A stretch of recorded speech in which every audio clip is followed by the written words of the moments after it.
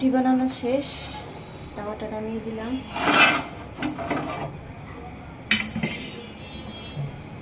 ভিডিওটা এ পর্যন্ত থাক, আর এখানে ফুটানো পানি বসেছি, এ পর্যন্তই থাক। এই যে পরোটা,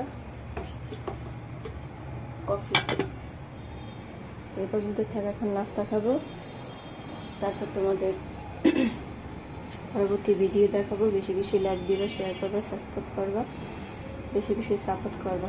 আল্লাহ হাফেজ।